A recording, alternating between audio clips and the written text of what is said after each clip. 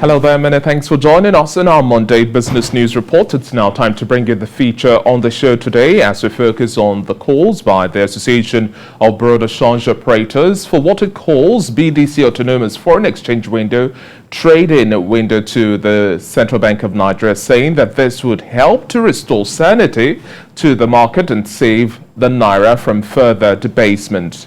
According to ABCON, this mechanism, which should serve as a pathway to mainstreaming BDCs into the official foreign exchange management system, would enable its members to source foreign exchange from banks and other autonomous sources and offer a window for regulation of the activities. This comes as the Naira faces fresh volatility, slipping to over 600 Naira to the US dollar at the peer-to-peer platform. The black market rate also nears the same mark, which is considered a major psychological barrier for months. There are fears that the currency could face a free fall if it smashes the 600 Naira to the $1 resistance level. Well, joining me now to discuss this and much more virtually, I have Mukhtar Mohammed, the Chief Executive Officer of Finance with Mukhtar. Thank you very much for joining us on the Breakfast Show this morning. Good morning, David. It's my pleasure.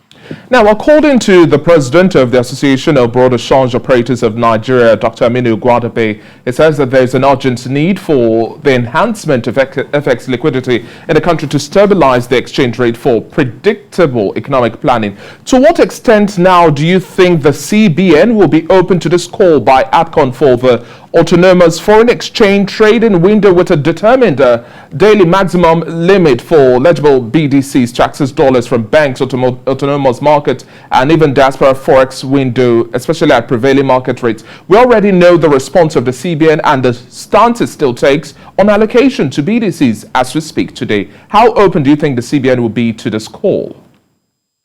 I don't think the CBN will hear to this call because the CBN governor said it over time, or the CBN management that say where we are now was caused by the Bureau de Change operators because of the kind of impunity they operated.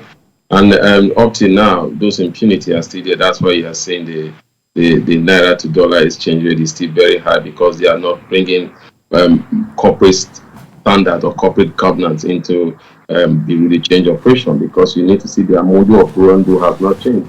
You still see they don't have offices, they don't sanction their members. Remember that for a very long time they have where the CBN was giving them FX at a good rate, and they were selling it way above the CBN limit. And again, if you're talking about autonomous exchange market, they want to join that. Why can't they think of linking up with what we have in the with the import-export window? Why they're not thinking of playing that space too?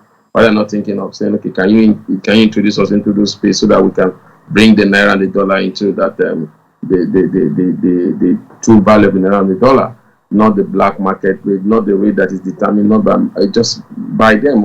So I don't think if I'm the CBN, and I don't think the CBN is ready to hear to that, because the CBN have said it over and over that the Bureau de Change operators are open to a lot of infringement. And again, not to forget that even the federal government have said it, that most of the terrorist funds that find their way into Nigeria are also using the Bureau de Change. As we stand now, the federal government says some Bureau de Change operators are going to be charged to court as regard terrorist funding. So I don't think it's something the CBN should do.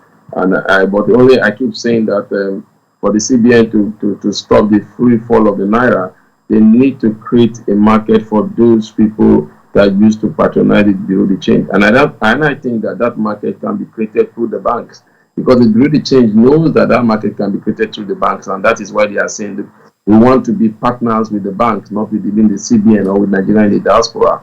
So that's why I keep saying that the CBN must encourage the banks to come up with products with their own FX rate, whereby I, as a bank customer, can walk into the bank like it's done in any developed nation, get my FX based on the rate that a bank will be giving.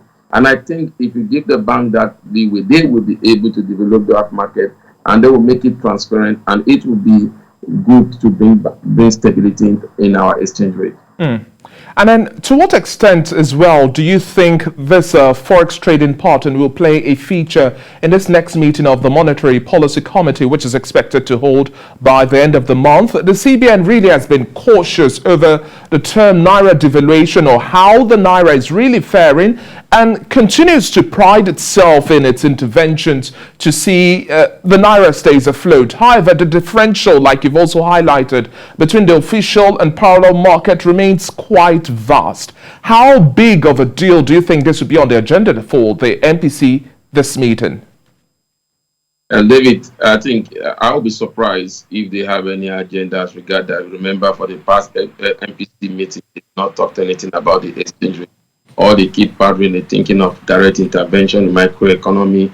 They are also thinking of taking inflation. That's what the CBN have been talking about. And we keep saying that you must not run away from that. The major challenge that is causing inflation has to do with the exchange rate. And the CBN make everybody to believe, which is might be true. They have the data that most FX transactions are done with the import-export windows, that less than 10% of the transaction goes into the parallel market, which will never be the change of that. So I think the CBN, like I keep saying, is for them to begin to see how they can create that window. The CBN have used every available means. They have used administrative means to bring stability to the currency. They've used monetary policy, but it seems not to be working yet in the fact that we still have these differentials. Even if I'm of the opinion that these differentials that we are seeing between the parallel and the import-export window has no any standard. We are not using what are the criteria, what are the indices that makes that different. I say just based on what the Bureau de Change decide to do and how those that needed it desperately, and they will need, and that is the challenge, because most of the SMEs are still using those parallel markets, and because they have to bring their goods and services.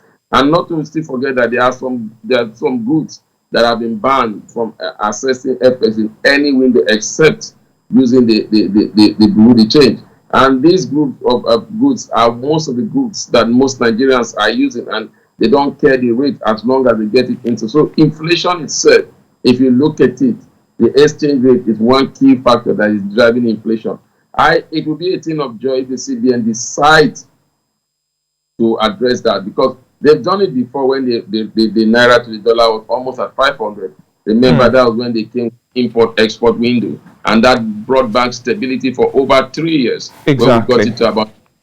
If I may butt in here now, Mr. Mukhtar, let's also look at how much of a pressure do you see political activities, because this is a heavy political season preceding the 2023 general election.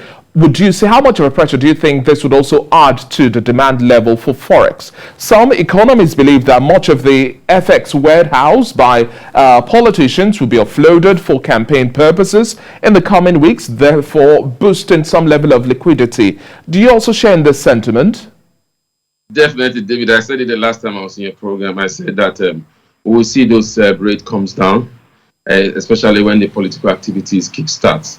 Remember, what we're seeing now, we will soon get to the BWs or the primaries. We'll soon have delegates, and Nigerian politics is driven by liquidity. It's driven by money. So definitely, and some of these monies are held in dollars. I can tell you that.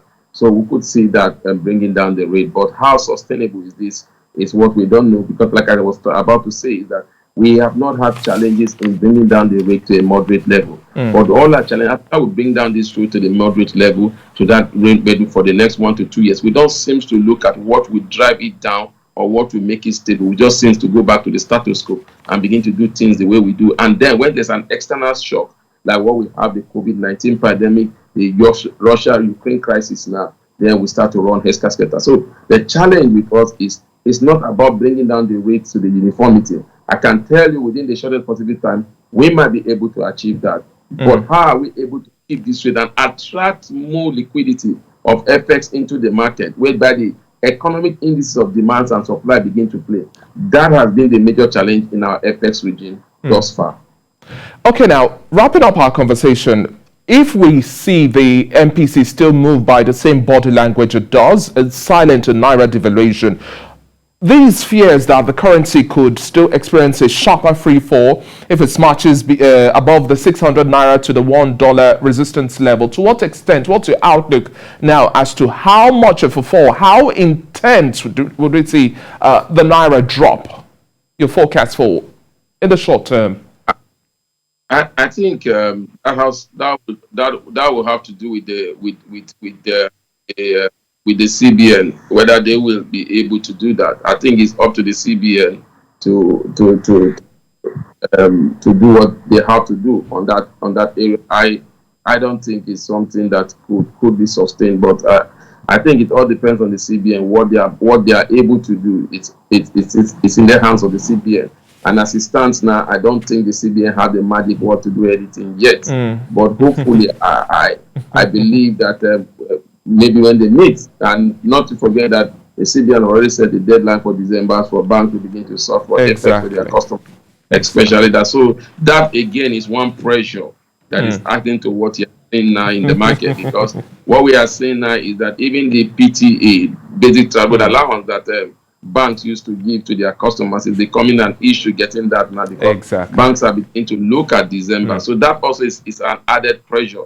And I keep saying that policy is good if banks are able to develop their own product. But for such policy to see the light of the day to succeed, the CBN need to address the area of liquidity, because the challenge we have is liquidity. How much of the foreign exchange of dollar do we have in the market?